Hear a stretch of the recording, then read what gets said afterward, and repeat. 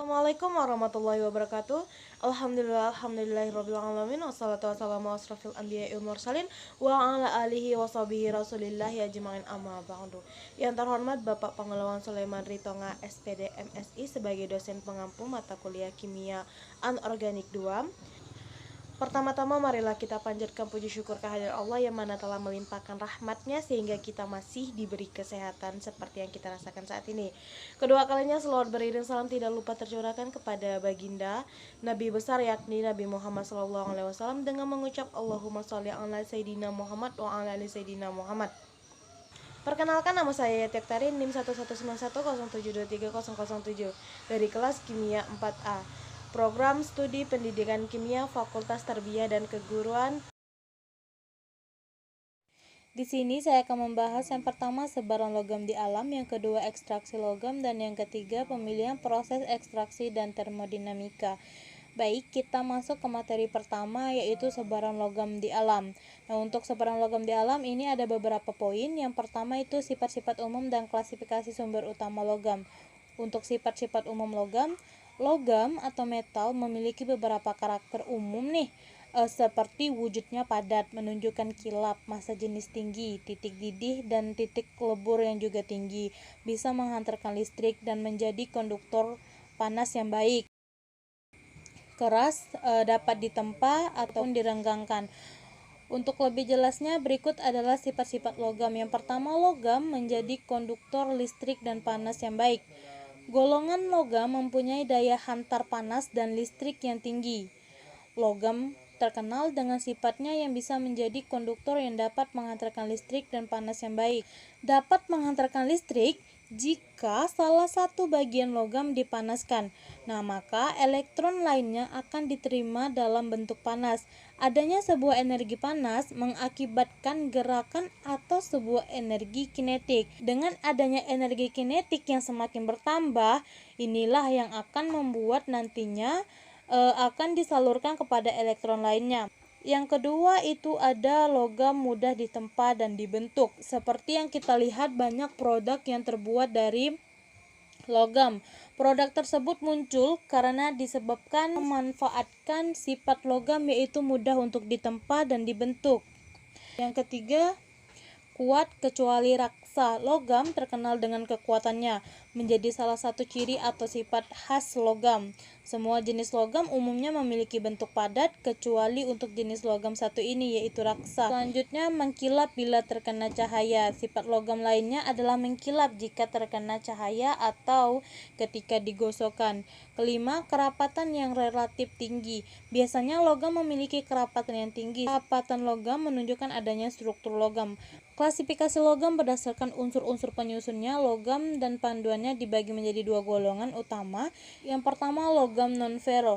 Logam non-ferro merupakan logam yang tidak mengandung besi dan karbon dalam susunan unsur-unsur dasarnya.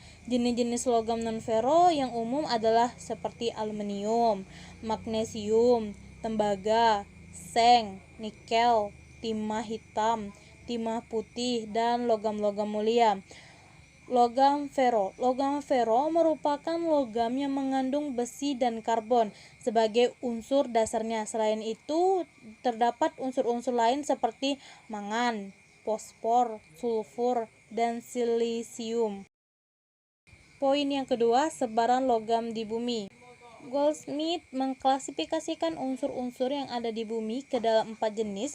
Yang pertama ada sitrofil, tersebar sebagai logam kelompok besi, Fe, Co, Ni sebagaimana tersebar pada inti bumi. Chalcofil tersebar sebagai sulfida, gabungan non-logam S, Se, dan As. Lithofil tersebar sebagai silikat, dan atmofil tersebar sebagai penyusun atmosfer. Ini adalah tabel klasifikasi unsur di bumi menurut Goldsmith. Untuk lebih jelasnya bisa dilihat gambar. Lithofil berwarna abu-abu, chalcofil berwarna kuning, sitrofil berwarna merah, dan atmofil berwarna biru. Pada pengklasifikasian di atas, terdapat beberapa unsur memiliki lebih dari satu kelas, seperti Fe. Misalnya besi sebagai unsur utama penyusun inti bumi, tetapi dia juga ditemukan di Clarkoville. Namun, secara umum, unsur-unsur dalam satu kelas mempunyai kemiripan sifat kimianya. Sebaran logam di Indonesia. Dari gambar kita bisa lihat potensi logam di Indonesia cukup tinggi dan beragam. Berbagai jenis logam dapat ditemukan di berbagai pertambangan yang terbesar di seluruh daerah Indonesia, mulai dari biji besi, tembaga, timah putih, nikel, perak, dan emas. Berikut adalah daftar nama daerah penghasil logam di Indonesia. Yang pertama, daerah penghasil aluminium. Aluminium digunakan untuk peralatan dapur, peralatan rumah tangga, mebel, dan lain-lain. Tambang aluminium terdapat di Papua. Yang kedua, daerah penghasil emas dan perak terdapat di yang pertama itu Sulawesi Utara, tepatnya di Bolang Mangondou, Jawa Barat tepatnya di Cikotok, Aceh di Mailabo, Bengkulu di Rejang Lebong. Selain itu, terdapat juga di Lampung, Jambi, Kalimantan Barat, Papua, Kalimantan Timur, dan Kalimantan Selatan. Nikel banyak terdapat di Kalimantan Barat, Maluku, Papua, Sulawesi Selatan, Sulawesi Tengah, dan Sulawesi Tenggara. Daerah penghasil perunggu banyak terdapat di Sulawesi Utara.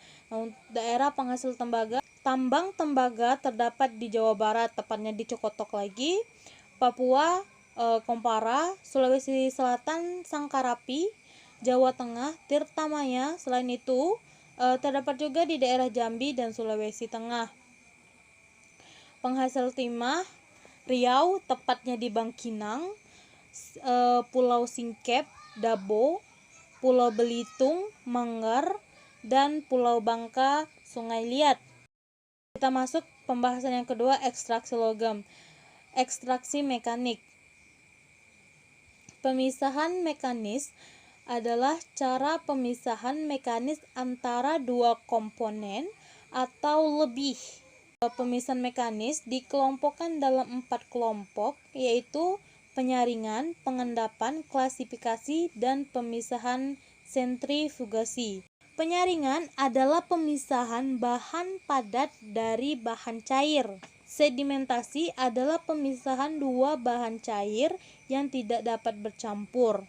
Sentrifugasi adalah proses pemisahan komponen yang terdiri bahan cair yang tidak saling melarutkan dan memanfaatkan gerakan atau memusing gaya sentrifugal.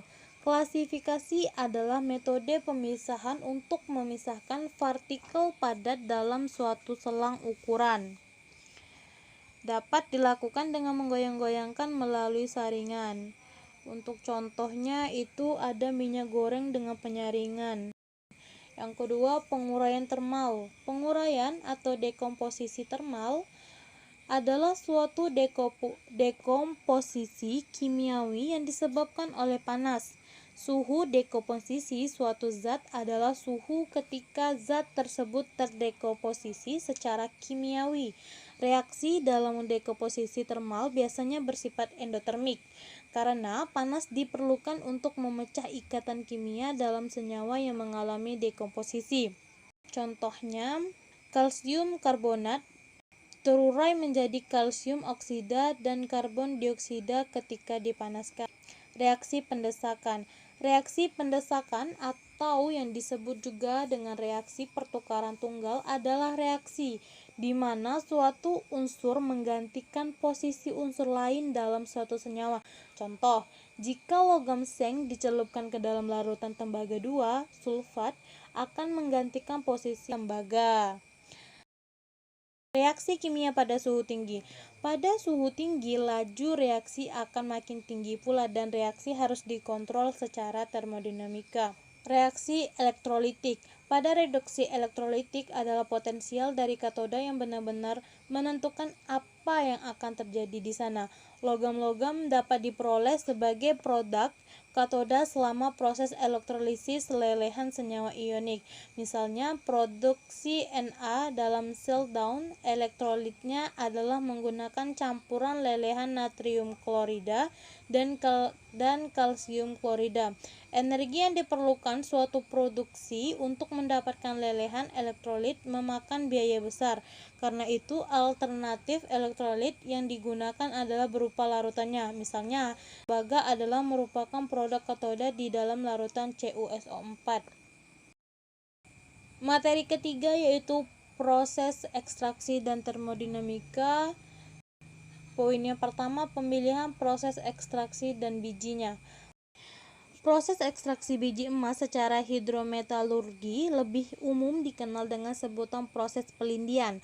Secara umum, proses pelindian biji emas diklasifikasikan menjadi 3 jenis, yaitu pelindian agitasi pada tekanan atmosfer, pelindian pada tekanan tinggi, dan pelindian tumpukan. Hidrometalurgi merupakan ekstraksi yang mengolah biji menjadi logam dengan media cair. Salah satunya penelitian pemisahan AU dengan prinsip hidrometalurgi menggunakan pelarutan aqua regia. Termodinamika proses reduksi senyawa oksida logam. Mengenai kinetik reduksi, temperatur tinggi selalu menghasilkan keuntungan karena ketergantungannya yang memungkinkan pembatasan pada laju pembentukan oleh temperatur. Secara umum, laju difusi dan reaksi batas pasta meningkat seiring meningkatnya temperatur proses.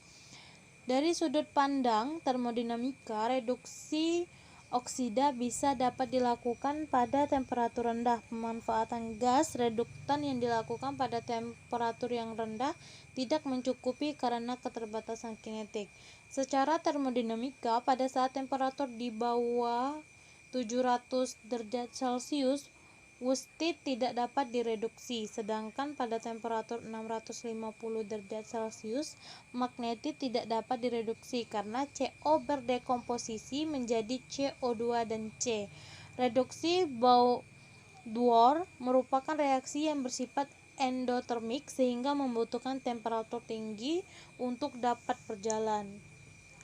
Itulah materi yang dapat saya sampaikan, lebih dan kurangnya saya mohon maaf. Saya akhiri, wabillahi taufiq walhidayah. Assalamualaikum warahmatullahi wabarakatuh.